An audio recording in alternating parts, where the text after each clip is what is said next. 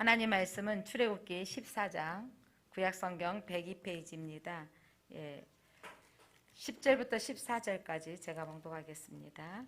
출애굽기 14장 10절부터 14절까지 제가 봉독합니다. 바로가 가까이 올 때 이스라엘 자손이 눈을 들어본즉 애굽 사람들이 자기들 뒤에 이른지라. 이스라엘 자손이 심히 두려워하여 여호와께 부르짖고 그들이 또 모세에게 이르되 애굽에 매장지가 없어서 당신이 우리를 이끌어내어 이 광야에서 죽게 하느냐? 어찌하여 당신이 우리를 애굽에서 이끌어내어 우리에게 이같이 하느냐? 우리가 애굽에서 당신에게 이른 말이 이것이 아니냐? 이르기를 우리를 내버려 두라. 우리가 애굽 사람을 섬길 것이라 하지 아니하더냐? 애굽 사람을 섬기는 것이 광야에서 죽는 것보다 낫겠느니라. 모세가 백성에게 이르되 너희는 두려워하지 말고 가만히 서서 여호와께서 오늘 너희를 위하여 행하시는 구원을 보라. 너희가 오늘 본 애굽 사람을 영원히 다시 보지 아니하리라. 여호와께서 너희를 위하여 싸우시리니 너희는 가만히 있을지니라. 아멘. 빛이 있으라. 출애굽 강의하고 있습니다. 이제 10가지 재앙이 끝나고 하나님께서 이스라엘 백성들을 홍해에 앞으로 이끌어가 주시는 사건이 오늘 본문의 내용입니다. 인생을 살아가는 데 있어서 여러분 우리는 사면 초과의 그 상황이 놓일 때가 있습니다. 앞에는 홍해요, 양옆으로는 절벽이요, 뒤에서는 애굽이 쫓아오는 어찌할 수 없는 고통의 시간들이 때로는 찾아옵니다. 그때 우리는 가끔 이렇게 말하죠. 왜 나에게 앞에 홍해가 있는 것일까? 라고 하는데 하나님이 왜 우리에게 홍해를 두셨을까요? 이스라엘 백성들에게 왜 홍해를 두셨을까요? 하나님이 홍해 앞에서 믿음이 어떠한지, 이스라엘 백성들의 믿음이 어떠한지, 우리가 홍해 앞에 서게 되어지면 그 사람의 믿음을 알 수 있어요. 그러니까 홍해 앞에 우리 가로막고 있는 사면 초과의 그 환경이 있을 때 그때서야 비로소 진짜 내가 어떤 믿음인지 나를 발견할 수 있습니다. 자, 우리는 이 홍해 앞에 또 내가 이해할 수 없는 어떤 환경이 나 앞에 왔을 때 하나님의 생각, 하나님의 뜻, 하나님의 방식으로 하나님의 관점으로 삶을 읽어내는 능력을 가져야 됩니다. 그러니까 어떤 문제를 만났을 때 하나님 이걸 어떻게 해결하실 것인가 라고 이 하나님의 방법을 찾아내려고 했을 때 그 믿음, 바로 진정한 믿음은요, 문제를 보는 게 아니고 이 문제 속에 역사하시는 하나님을 보는 것입니다. 그러니까 문제의 환경을 바라보면 두려움인데 이 환경을 통해서 하나님이 하실 일을 기대하는 것이 믿음입니다. 우리 문제, 내가 도저히 감당할 수 없는 문제들이 생겼을 때 이 문제를 통해서 하나님의 관점은 무엇인지, 하나님께서 어떻게 하나님의 생각이 무엇인지 다 이해할 수는 없지만 그렇게 찾아가려고 해야 되는 것입니다. 자, 행진을 이스라엘 백성들을 데리고 나가시는데 하나님께서 이 행진하는 데 있어서 놀라운 것은 하나님이 가시는 길을 바꾸셨다는 거예요. 이스라엘 백성들이 가야 할 빠른 길이 있었거든요. 그 빠른 길이 있는데 하나님이 바꾸신 겁니다. 자, 1절 함께 읽어보겠습니다. 1절, 2절 같이 한번 읽어볼까요? 자, 여호와께서 모세에게 말씀하여 이르시되 이스라엘 자손에게 명령하여 돌이켜 바다 믹돌 사이에 비하히롯과 곧 바알스본 맞은편 바닷가에 장막을 치게 하라. 자, 하나님께서 모세에게 말씀하여 이르시되 하나님께서 말씀해 주셨는데, 자, 이제 여러분 이스라엘 자손에게 명령하여 돌이켜, 여러분 성경에 돌이켜의 동교람을 치세요. 가는 방향이 아니라 돌리신다는 거예요. 돌이켜서 바다와 믹돌 사이에 비하히롯, 비하히롯 앞 곧 바알스본 맞은편 바닷가에 장막을 치게 하라. 그러니까 지금 가는 길로 가면 빨리 갈 수 있는데 돌이켜서 홍해 바닷가로 바라보는, 그리고 이곳은 비하히롯과 바알스본의 그 뭐라 그래야죠, 절벽 사이의 길로, 그러니까 옆으로 나갈 수 없는 그 길로 가게 하셨다는 거예요. 하나님은 의도적으로 홍해 앞으로 인도하시는 것입니다. 하나님의 의도성을 가지고 하나님께서는 이 그 비하히롯이라는 뜻은 예, 히브리어인데 구출이라는 뜻을 가지고 있고 바알스본이라는 뜻은 바알이 내려다본다라는 뜻을 가지고 있습니다. 자, 이 지명의 이름이 말하는 것처럼 이때 이 양쪽에는 절벽 가운데 앞에는 바다가 막 가로막고 있고 뒤에서는 애굽의 군사들이 쫓아오고 있는 상황에 하나님이 어떻게 구출하실지 아니면 또 그 바알이 내려다보는 앞으로 하나님께서 어떻게 행하실지를 우리는 살펴보면 좋겠습니다. 제가 지도를 하나 준비해 보았습니다. 예, 지도 하나 첫 번째 지도를 보면 이 라암셋에서 바론에서 출발해서 예, 빨리 화살표 파란색 보이죠? 예, 빨리 가면 나 안 써져 있는데 위에가 가짜가 안 보이는데 가나안인데 블레셋 지경으로 들어가면 이 일주일이면 길어도 10일이면 갈 수 있는 거리인데 하나님께서 그 길로 가게 하시지 않으셨다는 거예요. 그러니까 예, 그들을 어디로 돌리셨냐면 그 다음 그림 보면 예, 하나님께서 돌이켜서 비아히롯으로 내려가게 하셨다는 거죠. 그리고 이 바닷길 앞에 홍해길 앞으로 하나님께서 이스라엘 백성들을 돌리셨다는 거예요. 빨리 갈 수 있는데 돌리신 이유 중에 하나가 그들이 블레셋을 만나면 바로 애굽으로 도망갈까 생각도 하셨고요. 또 하나님이 애굽이 바로의 마음을 강팍하게 하셔서 정신을 차리고 보니까 자기 아들 죽고 온 나라 백성들의 장자가 죽고 나서 다 금은보화도 보내서 쫓아내고 났더니 정신 차리고 났더니 이제 이 노동력을 어디서 구할 것인가. 여러분 우리나라도 현재 건축이나 뭐 그 3대 업종이라고 해야 되죠. 이 노동력이 필요한 업종에 외국인들이 싹 나가버리면 우리나라 정말 마비될 겁니다. 농사 짓는데 제가 꽃을 사러 가도 하원에도요, 화분사나 하원에도요, 왔다 갔다 일하고 심부름 해준 사람들은 지금 대부분이 외국인인 거예요. 그러니까 경제가 마비될 상황일 거예요 아마. 그런데 이때 이 애굽도 마찬가지입니다. 이 어마어마한 애굽의 그 노동력이었던 이스라엘 백성들이 다 나가고 나니까 경제적인 타격이 크겠죠. 그래서 정신 차리고 나니까 안 되겠다 가서 쟤들을 데려와라 라고 하는 겁니다. 근데 그 전에 하나님께서는 바알이 데려올 줄도 아시는데 신기하게 하나님은 어디로 행하게 하셨다고요? 하나님께서 비아히롯, 예, 그 홍해가 가로막고 있는 그 길로 인도하셨다는 거예요. 때로는 여러분 우리는 하나님의 인도하시는 길이 가면 평탄하고 안전하고 좋은 길로 인도할 거라고 생각합니다. 내가 예수 믿고 교회 나왔는데 내 인생이 평탄하고 좋은 일만 있을 거라고 생각하는데 하나님이 돌리실 때가 있는 거예요. 근데 그 돌리실 길은 하나님의 안에서는 여러분 우리는 이해할 수 없지만 하나님의 놀라운 길이 예비되어져 있는 겁니다. 그때 세상의 왕이었던 바로는요 보니까 이스라엘이 노동력의 손실을 자각하고 나서 추격을 명령했을 때 이들의 모습들을 보니까 어디로 가고 있다는 거죠. 그들이 빨리 갈 수 있는 것을 돌리고 도리어 그 애굽의 땅을 벗어나지 못하고 애굽의 동쪽 밑으로 더 내려가고 있는 거예요. 바로 이것이 바로의 생각은 무엇이었는지 바로가 생각하기를 하나님이 그 생각까지도 하셨어요. 3절 같이 한번 읽어볼까요? 3절 바로가 이스라엘 자손에게 대하여 말하기를 그들이 그 땅에서 멀리 떠나 광야에 갇힌 바 되었다 하리라. 아니 하나님께서 바로가 보기에 저들이 완전히 갇혀있는 것을 도간에 쥐다 라는 상황 가운데 가려면 멀리 광야를 지나서 더 멀리 가는 블레셋 길로 갔으면 좋았을 텐데 이 홍해길로 바닷길로 내려가는 거예요. 그러면서 바로의 생각이 저들이 가는 그 길은 갇힌 곳으로 이제 더 이상 사면 초가로 우리의 밥이 되는 곳으로 가고 있다는 거예요. 그래서 바로의 생각은 저들이 홍해길 앞에 이 광야에 갇혔다고 생각했습니다. 이게 세상의 생각입니다. 오늘날 우리가 그 코로나 때문에 예배드리는 교회를 향해서 세상을 엄청 비난했습니다. 하나님의 인도받는 사람들을 향하여 그들을 이해하지 못합니다. 아니 좀 참으면 되지. 또 가끔 집안에서도 그런 일이 생겨지죠. 주일날 무슨 그 집안 행사가 있으면 한 번 못 간다고 무슨 큰일이나 이해할 수 없다고 하죠. 그런데 여러분 하나님의 인도받는 사람들은요 이 세상 사람들은 이해하지 못해요.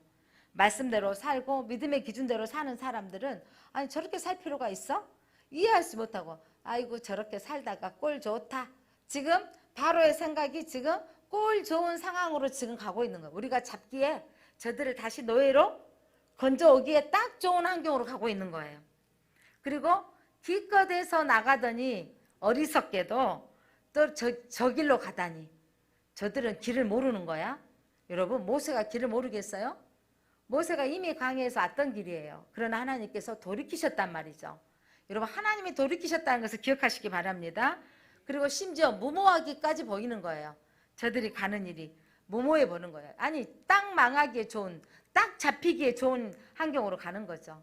예수님 믿는 사람들 보면서, 아니, 저들은, 하나님 앞에 보면 사람들이, 아니, 저렇게 신앙생활 하면서 세상 사람 즐거움도 못 보고 술도 못 마시지, 주일날이면 놀러도 못 가지, 저렇게 인생을 재미없게 사는 거야? 또 저 돈으로 놀러 다니고 즐겨야 되는데 하나님 앞에 바치지, 인생 이해할 수 없다고 생각합니다. 무모하고 어리석다고. 저들은 하나님 앞에 속고 있다고 심지어 생각까지도 하죠. 왜냐하면 하나님의 계획을 이해하지 못하기 때문입니다. 바로도 하나님의 계획을 이해할 수 없었습니다. 하나님이 빠른 길로 가게 하지 아니하시고 하나님이 돌이키게 하셨다라는 거예요. 하나님이 그렇게 하신 이유가 있습니다. 여러분, 그때 돌이키게 하시는 이유들 가운데 바로는요, 후회하고 그의 병거들을 갖추고 비아히로스로 가까이 추격하고 오고 있습니다. 일주일 정도의 상간인데 이들이 마병과 병거를 가지고 쫓아왔을 때 마병의 소리는, 저 말급 소리는 멀리서부터 들리게 하는 거죠. 그리고 점점 이 이스라엘 백성들은 지금 걸어가고 있고 또 움직이고 있는 많은 짐들과 가족들과 함께 오는데 두려움 가운데 있는데 지금 추격하고 있는 상황입니다.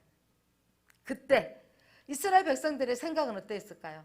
이스라엘 백성들의 생각, 오늘 8절 말씀 한번 읽어보겠습니다. 뒤에서는 애굽의 병사들이 쫓아오고 있고 병거 600대가 쫓아오고 있습니다. 자, 그때 이스라엘 백성들의 생각 8절 읽어봅니다. 시작. 여호와께서 애굽 왕 바로의 마음을 안악하게 하셨으므로 그가 이스라엘 자손의 뒤를 따르니 이스라엘 자손이 담대히 나갔습니다. 그러니까 애굽 왕 바로의 마음을 안악하게 하심으로 이제 이스라엘 백성들을 그렇게 따라가는데, 그때 처음에 시작할 때는 어때요? 담대히 나갔어요. 하나님이 출애굽할 사건 시작은 담대히, 하나님 우리 길을 열어주셨다라고 담대히 나갔는데, 근데 이제 추격하는 소리가 들렸을 때는 달라지는 거예요. 처음에 신앙생활 하니까 하나님 내 편이신가, 너무 좋은 일이 생겼는데, 때로는 믿음의 길로 가는데 아니 나에게 감당하기 어려운 일이 생겨진다는 거죠. 대적이 나를 도리어 힘들게 하고 이렇게 어려운 일이 생겨졌을 때 이제 사람들의 모습 어쩌했는지 10절입니다. 10절 시작. 바로가 가까이 올 때 이스라엘 자손이 눈을 들어 본즉 애굽 사람들이 자기 뒤에 이른지라. 이스라엘 자손이 심히 두려워하여 여호와께 부르짖고. 처음에 시작할 때는 담대히 출발을 했어요. 이야, 하나님께서 장자를 다 죽이는데 우리 백성들을 죽이지 않고 하나님이 가라고 명령하신 광야길을 쫙 갔는데, 이제는 눈을 들어 본즉 애굽 사람들이 자기 뒤에 거의 가까이 오고 있는 거예요. 그때 두려움이 왔습니다. 여러분, 현실 상황을 보면 늘 두려움입니다. 지금 앞으로 코로나가 어떻게 될지 예상할 수 없는 거예요. 백신만 맞으면 될 줄 알았는데 안타깝게도 지금 영국에서 국민의 75%가 백신을 맞았다는 거 어마어마한 거거든요. 그렇게 맞았는데 인도 변이 바이러스 때문에 다시 수천 명씩 지금 또 코로나가 발생하고 있습니다. 지금 현재 우리나라에도 인도 바이러스가 조금씩 지금 들어오고 있는데, 지금 백신 맞으면 편안할 것이다 라고 기대하고 있잖아요, 솔직하게. 그리고 또 백신 맞으면 좀 더 편안한 마음이 분명하게 있습니다.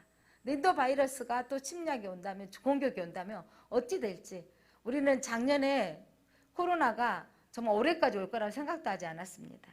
연말이면 끝날 거라 생각했고, 그런데 지금 벌써 6월 달인데 강주는 많이 지금 줄어들고 있는데, 전국적으로 따지면 6천 명에서 5천 명대로 줄어들어서 그래도 좀 더 나아진 마음이 있지만, 그러나 이 상황은 정말 어떻게 바뀔지 알 수 없다라는 거죠.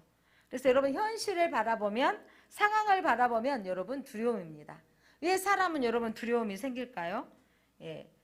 사람들은요, 현실, 지금 뒤에서 쫓아오는 애굽의 병사들의 말굽소리를 바라보고 앞에는 지금 뭐가 보이고 있죠? 저 멀리에 바다가 보이는 거예요. 양쪽 옆에는 절벽으로 앞으로 새어나갈 길이 없는 이 상황인 거죠. 하나님이 우리를 인도해 주셨으면 바다가 있다면 어디로 다른 데로 새어나갈 길을 줘야 될 거지 주셔야 될 것이라고 생각했는데 그런 환경이 아니라는 거죠. 그러면서 원망하기를 어떻게 원망했는지 11절 보면 그들이 또 모세에게 이르되 애굽에 매장지가 없어서 당신이 우리를 이끌어내어 이 광야에서 죽게 하느냐 어찌하여 당신이 우리를 애굽에서 이끌어내어 우리에게 이같이 하느냐. 이제 누구를 원망하는 거죠? 모세가 이끌어 갑시다라고 했을 때 6월절 어린 양을 잡고 또 애굽 사람들이 금은보화를 다 주면서 어서 가라고 했을 때는 그냥 춤추며 노래하며 나왔는데 그런데 얼마 못 가서 애굽의 병사들이 쫓아오고 이 환경이 있더니 이제 너희가 모세를 향하여서 이곳에서 매장지 이곳에서 우리를 무덤 속에 이곳에 다 죽게 하려고 우리를 이끌어내었느냐. 차라리 어디에 있었으면 좋았을 것을 애굽에 있었으면 좋았을 것을 라고 하는 거죠. 인생을 살다 보면 사방이 막힐 때가 옵니다. 답이 없어 보일 때가 옵니다. 이럴 수도 없고 저럴 수도 없는 상황이. 그때 여러분 우리의 모든 신경은요 두려움의 렌즈로 우리를 바라보고 두려움이 내게 오면요 내 입에서 뭐가 나오냐면 원망이 나오고 우리의 환경에서 또 늘 절망 끝이다. 우리 인생은 끝이다. 죽게 되어졌다 라고 말하게 되어집니다. 여러분 자기의 두려움 내 안에 있는 두려움은요 자기 상황 내 것만 문제를 보기 때문입니다. 근데 가끔 그런 거 있죠. 저도 첫 아이 키웠을 때는 첫 번째 양교를 낳아서 키웠을 때는요 내 아이가 이렇게 막 콧물만 나도 막 큰일 날 것 같고 기침만 조금 하면 큰일 날 것 같고 막 속가 뛰어갑습니다. 그럼 옆에서 어머니랑 또 형님은 이러죠. 아이고 기침 조금 해가지고는 아무 이상 없네. 다 저러면서 크네. 그러면 그 말 듣기 서운하더라고요. 근데 내 아이가 지금 콧물이 흘리고 아픈데 또 그렇게까지 갈 필요 없다고 하는데 제가 이제 큰애 키우고 나서 둘째 키웠더니 콧물 좀 났으면 병원도 안 가더라고요. 그래서 왜냐면 저렇게 크더라고요. 제가 이제 또 아이를 낳고 이제 우리 아이가 초등학생 정도 됐는데 또 젊은 엄마들한테 애들 아프면서 크는 거야. 그러면 저한테 그렇게 섭섭해 하더라고요. 인생은 돌고 돌아요. 그러니까 그런데 그냥 이 아이가 콧물만 나면 이 아이가 아프기만 하면 뭐 어떻게 될까? 그냥 불면 날아갈까? 아주 막 난리 법석을 나고 키우는데 그런데 삶은 보면서 점점 느껴지는 거죠. 키워가고 자라고 커가면서 배워지는 게 참 많습니다. 그런데 내가 너무 소중해. 내 아이가 너무 소중했을 때 이 아이에게 일어난 일들을 보면 다른 사람의 말이 들리지 않는 거예요. 근데 경험이 쌓아져. 두 번째 아이 낳고 세 번째 아이 낳으면 이제 세 번째 아이 키우는 엄마들 봤어요. 저는 두 번째까지밖에 안 키워봐서 아는데 모르는데 세 번째 엄마들 아주 용감해집니다. 담대해집니다. 막 넘어져서 이렇게 막 깨졌는데 아이 후시즌 바르면 돼요. 막 이래요. 그냥 첫 번째 아이 키우는 엄마들은요 살짝만 넘어지면 뇌진탕이 아닌가 막 MRI 찍겠다고 난리예요. 그러니까 막 목사님 우리 아이가 넘어졌어요. 혹이 났어요. 뇌진탕이면 어떨까요? 막 이러면서 놀래가지고 그럼 저도 이제 그 마음을 알기 때문에 엄청 위로해 주면서 그래 근데 아이들 하나님이 어른들이 하신 말처럼 받아준대. 혹이 밖으로 튀어나온 건 더 좋은 거래요 사실. 안 나고 큰 데서 막 떨어지면 더 아픈 건데 많은 것들을 경험하면서 얻게 되어집니다. 그런데 내 문제가 세상에서 가장 큰 거예요. 그러니까 자기 두려움. 왜 내가 두려움이 오냐면 아프면 이러다 내가 어떻게 될 것인가 라는 두려움이 내가 오는 거예요. 사람이란 그래요. 또 주변에서 아픈 사람을 많이 본 사람 또 내가 크게 아팠던 사람은요 내 안에 또 아픔이 오면 두려움이 생겨져요. 그래서 그 두려움 속에 갈팡질팡 하는 거예요. 이러다 내가 암은 아닌지 내가 이러다가 내가 이번 이 물본으로 죽게 되는 건 아닌지 이번에 어떤 분 또 수술하시면서 이전에 하셨고 또 한 번 하시는 수술인데도 이러시는 거예요. 내가 이번 수술대에 들어갔다가 나올 수는 있을런지 라고 너무 두렵다고 목사님 기도해 주시라고 전화하신 분이 계셨어요. 근데 우리의 인생에 늘 두려움은 있습니다. 그 두려움 가운데 그 상황 속에 고립되어 있으면 더 두려워지는데 오늘 하나님께서는요 우리에게 이 말씀을 통해서 우리의 인생에 두려움이 생겼을 때 어떻게 대처할 것인가를 우리가 찾아갈 수 있도록 말씀해 주십니다. 여러분 인생을 문제를 만났을 때 두려움이 생길 때 어떻게 해야 되는지 아세요? 두려움을 제거하는 방법은 하나님의 구원을 기억하고 하나님의 길을 바라보는 것입니다. 환경 바라보면 지금 앞에는 지금 홍해가 가려막고 있고 뒤에는 애굽의 병사들이 쫓아오고 있는 상황이에요. 그럼 이 상황의 환경을 바라보면 딱 죽음이죠. 그러니까 백성들이 여기가 우리의 매장지다. 이곳에서 죽게 되어졌구나라고 상황인데 그때 하나님의 모세를 통해서 뭐라고 말씀하시냐면 하나님이 하신 일을 보라는 거예요. 하나님의 구원을 보라는 거예요. 인생이 가로막혔을 때 여러분 이 문제를 어떻게 해결하실 것인가 하나님의 길을 바라보시기를 바랍니다. 여러분 하나님 믿으러 어느 교회에 오셨죠? 교회에 온다는 것은 하나님 믿어보려고 환경은 어쨌든 간에 나를 전도하신 분 때문에 또 왔는데 나는 왜 믿음이 안 생길까? 뭐 이런 생각도 하신 분들이 있을 겁니다. 믿음이란 같은 사실을 보고 다른 사실을 보는 무슨 말이냐면 똑같은 믿음이 없는 사람은요 똑같은 이 환경만 보라 앞에 있는 홍해만 바라보고 뒤에 있는 애굽의 병사들의 말굽소리만 듣고 있는 거예요. 그런데 믿음이란 다른 사실을 믿음은 바라는 것들의 실상 뭐냐면 하나님의 길을 바라보는 거예요. 다른 것을 바라보면서 하나님의 시각으로 바라보는 거예요. 하나님을 볼 수 있는 눈을 뜨는 게 믿음입니다. 인생의 큰 문제를 만났을 때 이 일을 해결하실 분은 하나님입니다라고 바라보는 거예요. 오늘 여러분 이 하나님의 그 크고 완전한 길을 바라보시기를 바랍니다. 우리의 생각을 넘어서 하시는 일 하나님은요 그 하나님을 바라볼 때 내 안에 있는 두려움이 사라지게 되어지고 하나님 우리 생각을 지키십니다. 하나님의 인도함을 받으라는 겁니다. 백성들이 원망하는 상황 가운데 모세가 하나님께 부르짖었더니 하나님께서 말씀하시는 거예요. 너희는 가만히 서서 너희 하나님의 구원하신 일을 보라고 말씀하십니다.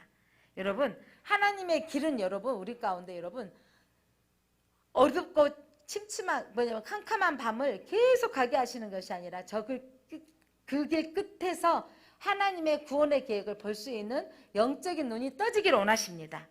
하나님의 길은 영광의 길입니다. 하나님의 길은 구원의 길입니다. 하나님의 길은 생명의 길입니다.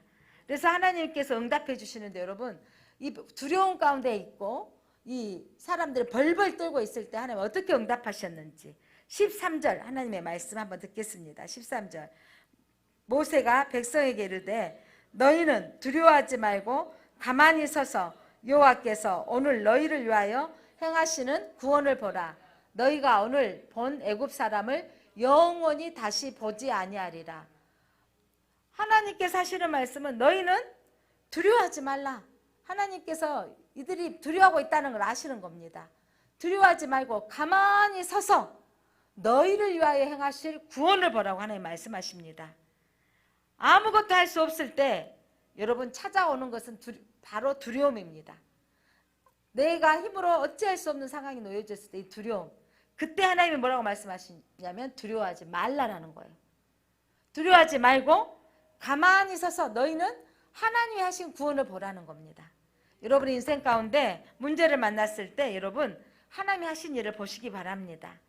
두려움을 이기는 법 아까 말씀드렸지만 우리를 위하실 하나님의 일을 바라보라는 거예요. 하나님이 하신 일을 바라보라는 거예요.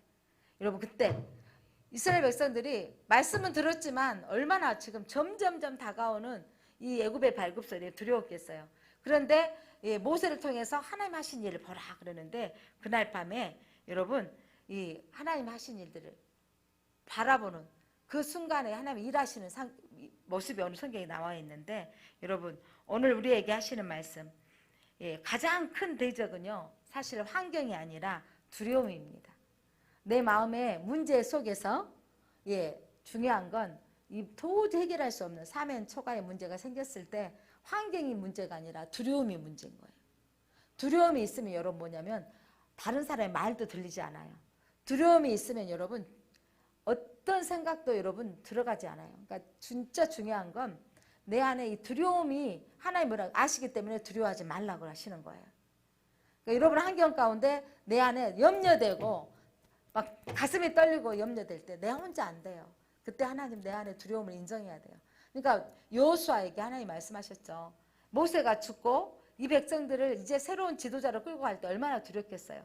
그때 하나님께서 모세에게 뭐냐면 여호수아에게도 뭐라고 말씀하세요? 두려워하지 말라. 내가 너와 함께함이라. 놀라지 말라. 내가 너를 도우리라고 말씀하셨어요. 여러분 뭔가를 새로운 프로젝트를 한다던가 새로운 일을 하게 될 때 두려움이 생겨집니다. 저도 부교육자로 20년 넘게 일해 왔지만 담임 목사가 된다라는 게 엄청 두려움이 생겨지더라고요.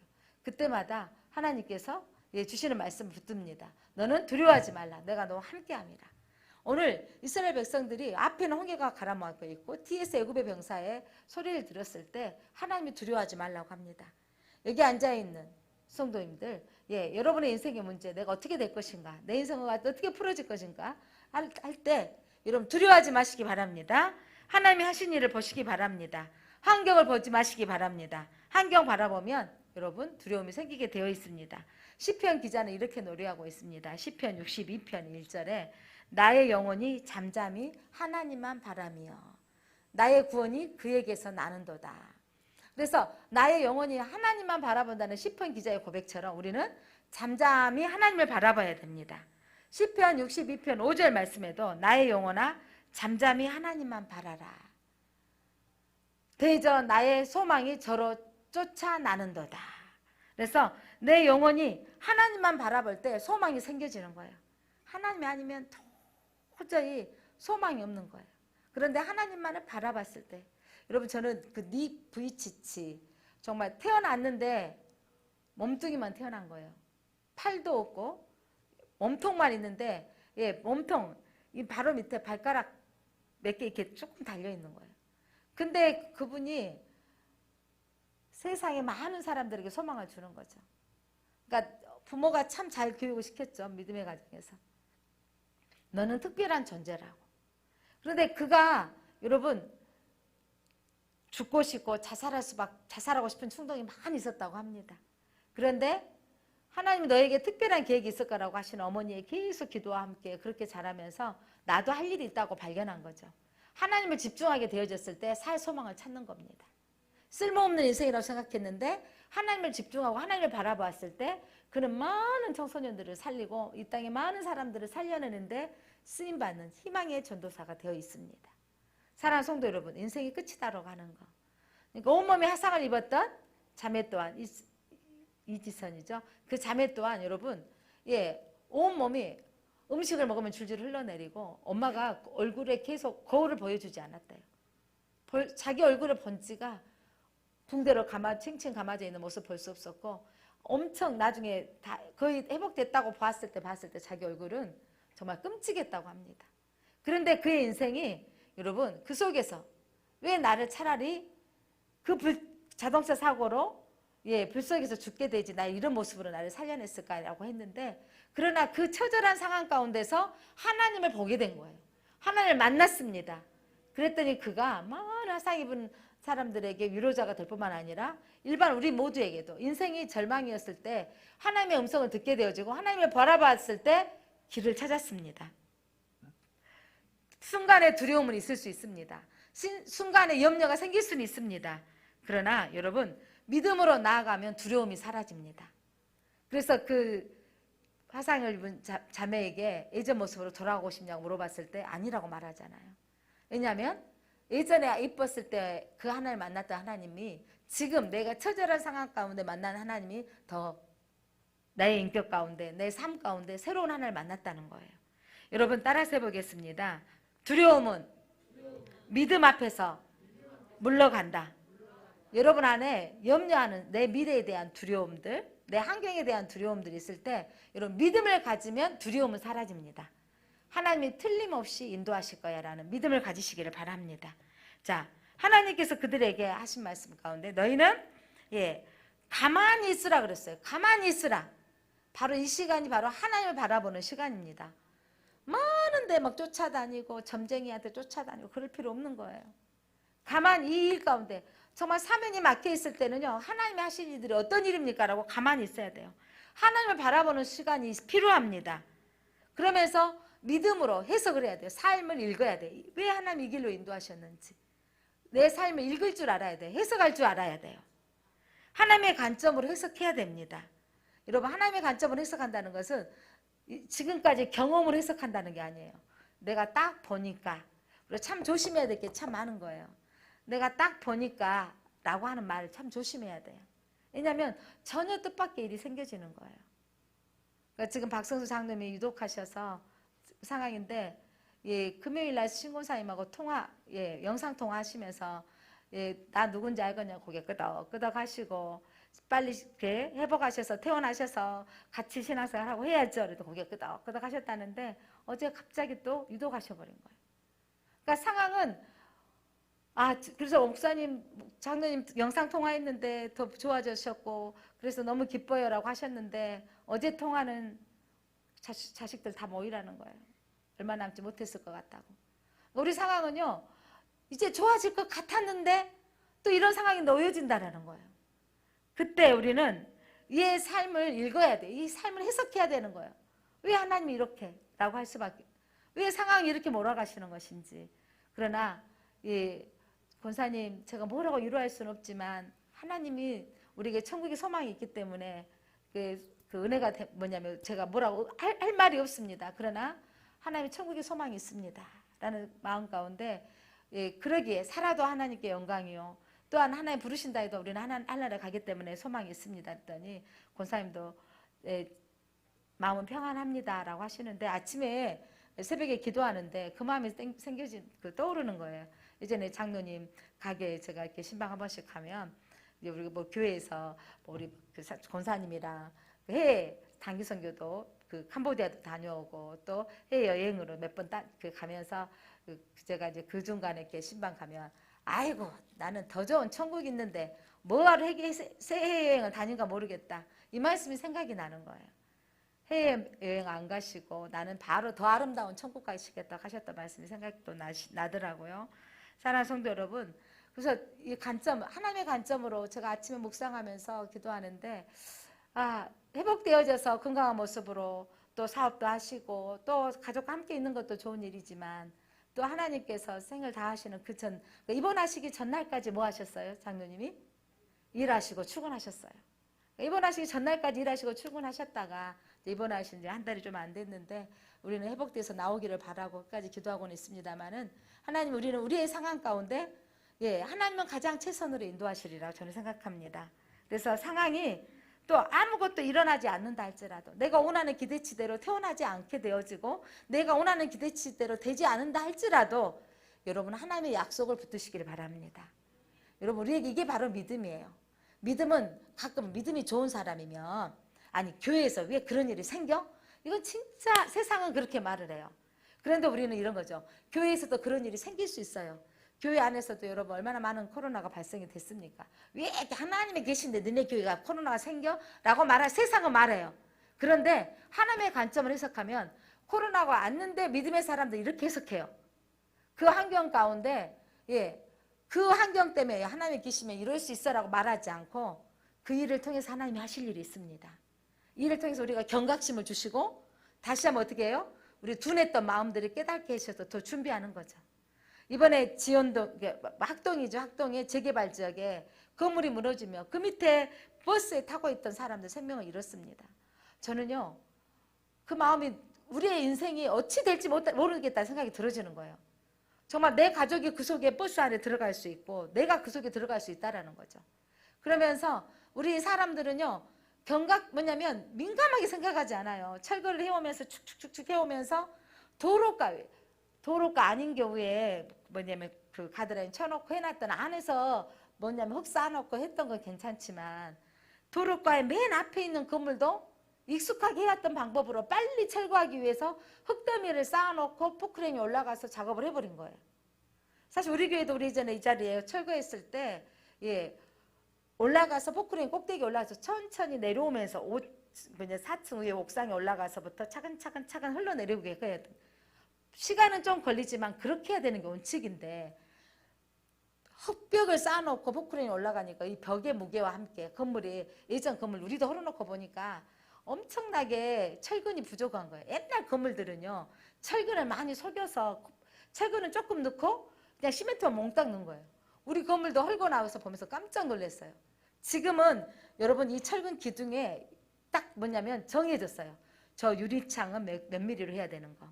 철근은 또 얼마만큼 넣어야 되는 거. 이게 심사되어지는 거예요. 지금 현재 건축들은 좀 달라졌는데 옛날 건물들 우리도 헐고 나서 깜짝 놀랐다니까요. 철근이 몇 가닥 없는 거예요. 그러니까 하면요 쑥쑥 무너지는 거잖아요. 그래서 제가 목요일 날 공문을 받았습니다. 남구청에서. 이제 모든 건물에 철거하기 전에는 뭐냐면 신고를 하고 법칙대로 해야 됩니다. 안 하시면 뭐 몇 천만 원 벌금을 옵니다고. 그러니까 이제 뒷북 행정이다 하지만 우리 인생은요, 내가 큰일이 일어나지 않고는 이렇게 민감하게 대처하지 못해요. 왜냐하면 그 전에 그렇게 왔으니까 다 해왔던 통념상 그럴 수 있다라고 하는 거예요. 우리 보통 그렇게 생각하지 않은가요? 그런데 그런 일들을 당하고 나면서 다시 한번 우리가 또 경각심을 깨닫는 거죠. 그래서 우리 하나님께서 우리에게 상황들이 아무것도 내가 어떤 일이 내 계획대로 되어지지 않는다 할지라도 하나님을 붙들고 사는 것이 믿음인 것을 믿으시기 바랍니다. 그러면서 하나님께서 오늘 하신 말씀이 뭐냐면 앞에 홍해가 있는데 바다가 있는데 계속 나가라는 거예요. 15절 한번 읽어보겠습니다. 15절 시작. 여호와께서 모세에게 이르시되 너는 어찌하여 내게 부르짖느냐. 내게 이스라엘 자손에게 명령하여 앞으로 나아가게 하고 앉아서 부르짖지 말고, 또 우리가 기도하고 가만히 서서라고 표현할 때 여러분은 아무것도 하지 말고 서서라는 표현이지만 너가 원망하지 말고 네 생각대로 하지 말고 이 말이에요. 자, 하나님의 명령은 뭐냐면 홍해가 있는데 그곳으로 계속 전진하라는 거예요. 가라고 말씀하십니다. 믿음의 걸음을 내디디라고 말씀하십니다. 여러분, 코로나가 있고 상황이 어렵지만 여러분 우리가 믿음의 길을 내디딜 때 하나님이 하신 일들을 보는 거예요.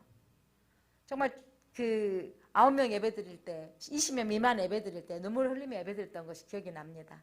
근데 좀 더 자유롭게 지금 우리 교인들은 지금 1, 2부 나누면 전체 나와도 상관이 없어요.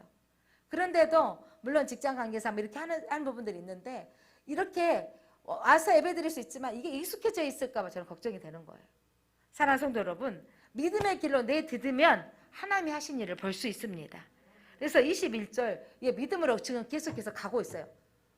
여러분 이스라엘 백성들 할 수 있는 일은요, 계속 가면 바다고 뒤로 돌아가면 차라리 항복해서 예전에 너희로 할 수 있는 일이라고 양쪽으로 돌아갈 수 없어요. 바다로 갈 것인가 아니면 뒤돌아가서 항복하고 다시 너희로 돌아갈 것인가, 이 갈림길인 거죠. 근데 하나님이 그날 밤 하신 일이 뭐냐면 21절 한번 읽겠습니다. 21절 시작.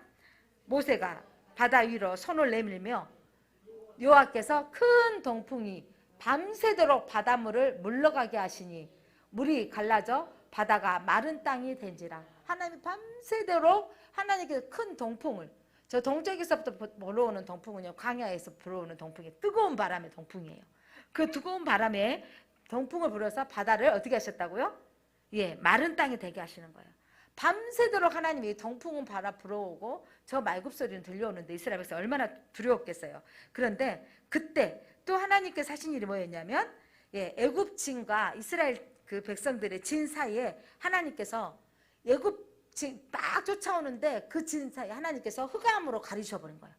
애굽 병사들이 말굽을 타고 막 오는데 갑자기 어두워서 쫓아갈 수 없게 만드시는 거예요. 여러분 22절 보면 애굽진과 이스라엘 진 사이에 이르러 서니 저쪽에는 무엇이 있고 구름과 흑암이 있고 이쪽에는 밤이 밝음으로. 이스라엘 백성들은 밝아요. 그래서 밤이 새도록 저쪽에서 이쪽으로 가까이 오지 못하도록 하더라.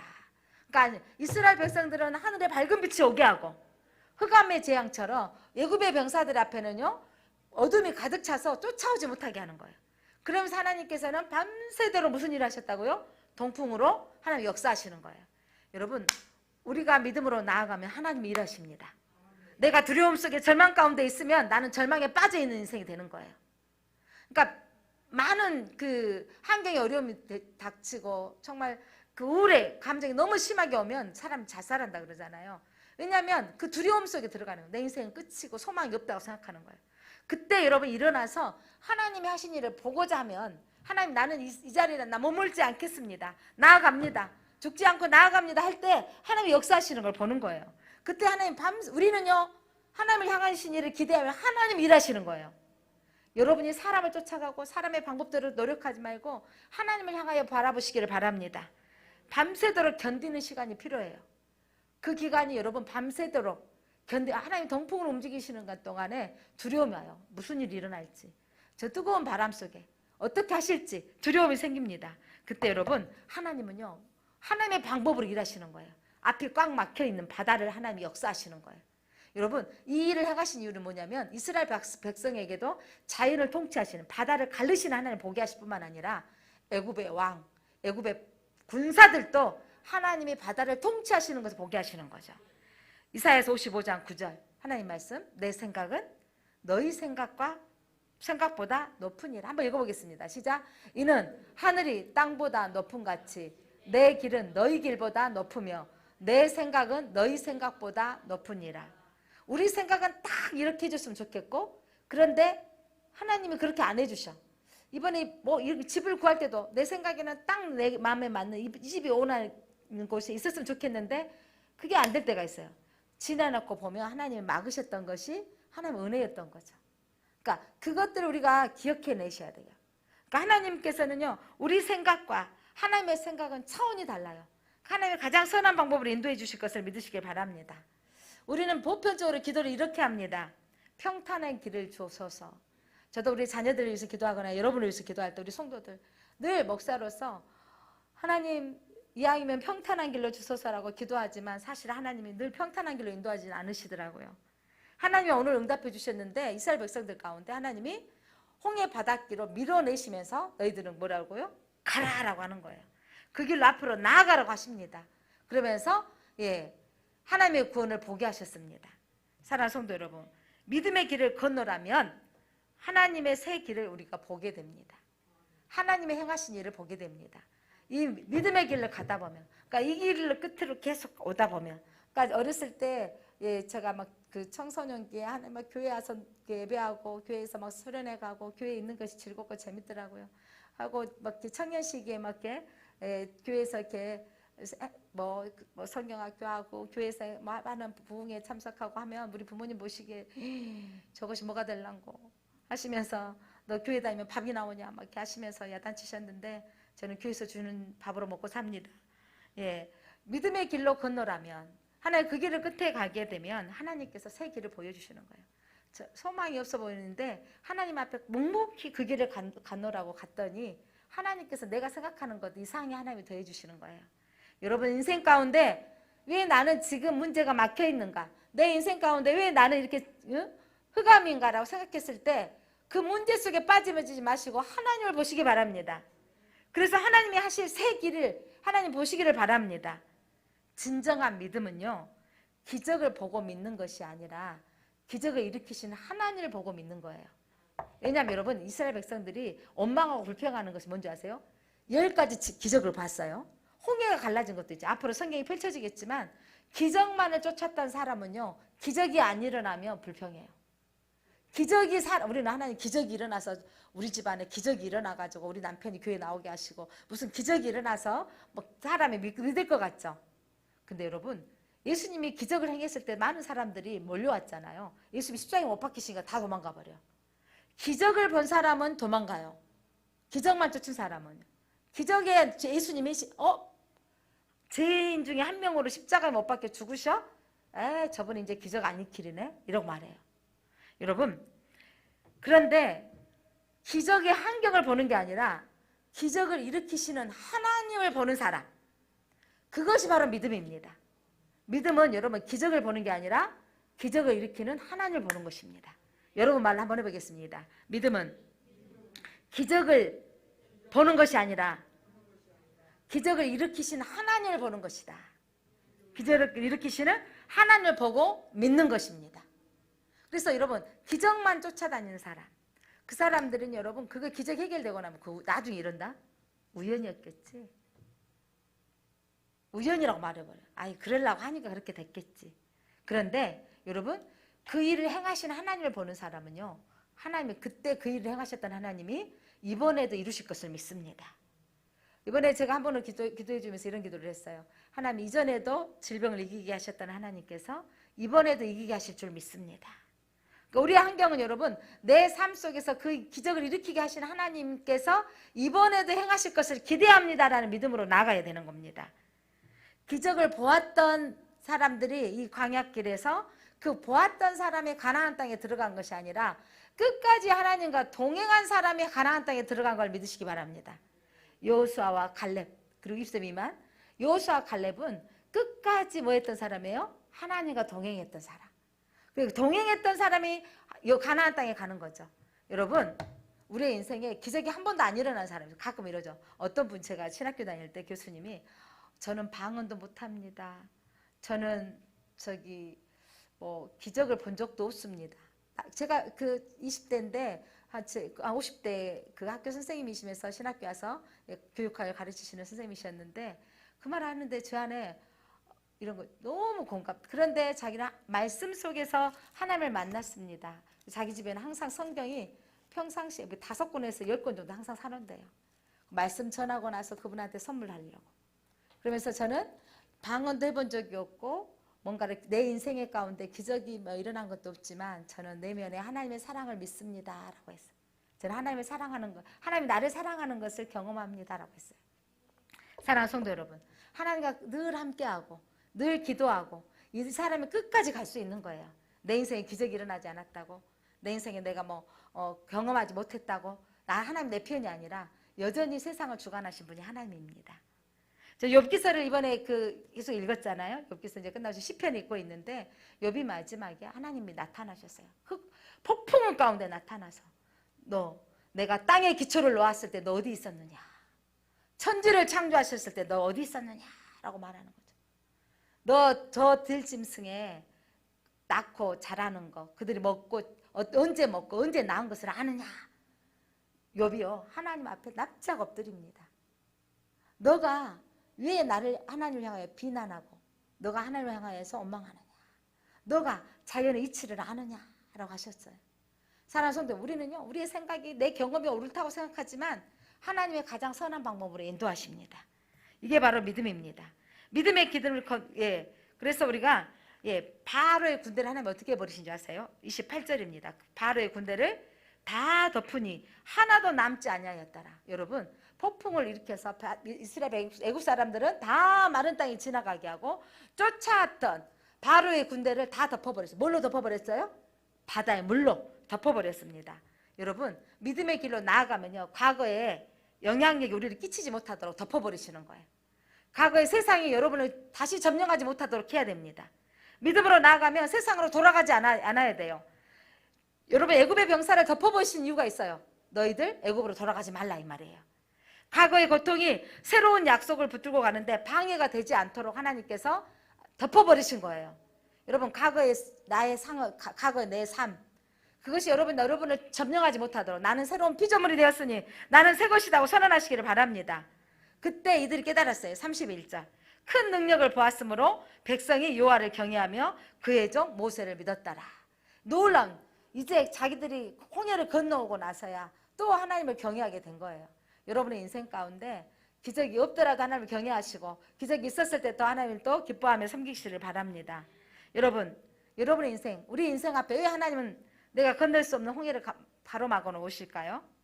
하나님은요, 우리 앞에 있는 홍해를요, 우리네 같으면 쫙 없애버리면 좋겠잖아요. 그런데 하나님은 뭐라고 말씀하시냐면 피하라 말씀하지 않고 건너라고 말씀하십니다. 여러분, 인생의 문제를 만나면 피하지 마시고 건너가시기 바랍니다. 어떤 분은 문제만 만나면 도망가려고 그래요. 그리고 이 문제 누가 다른 사람 해결해 주기를 바라요. 그 문제를 직면하시기 바랍니다. 건너가시기를 바랍니다. 그러니까 여러분, 어려운 일이 있어서 맨날 안 해버리려고 그러고 피해버리려고 하면 여러분, 그러면 거기에 머무는 거예요. 문제 앞에 직면하고 나아갈 때 홍해가 갈라지는 것을 볼 수 있습니다. 인생의 무거운 짐 앞에 여러분은 어떻게 해야 되냐면 전능하신 하나님, 그리고 기적을 행하시는 하나님을 바라보고 나아가야 됩니다.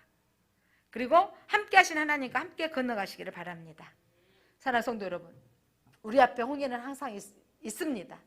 또 무거운 짐이 내 앞에 있습니다. 그때 전능하신 하나님을 보시기 바랍니다. 기적의 하나님을 바라보시기를 바랍니다. 하나님이 행하시를 하나님이 나와 함께 하신다는 걸 믿고 나아가시기를 바랍니다. 기도합니다. 하나님 감사합니다. 우리는 홍해 앞에 서 있을 때 뒤에서는 애굽의 병사들이 쫓아오고 양옆으로 피할 길이 없는 절벽 가운데 있을 때 이스라엘 백성처럼 환경 바라보고 두렵고 염려하며 걱정하며 절망할 때가 참 많았습니다. 우리 앞에 있는 홍해를 하나님은 피하라 말씀하지 않고 돌아가라 말씀하지 아니하고 건너가라, 전진하라 말씀하십니다. 전능하신 하나님을 바라보며 우리가 이렇게 나아갈 수 있는 우리가 되게 하여 주옵소서. 예수 그리스도 이름으로 기도드립니다. 아멘.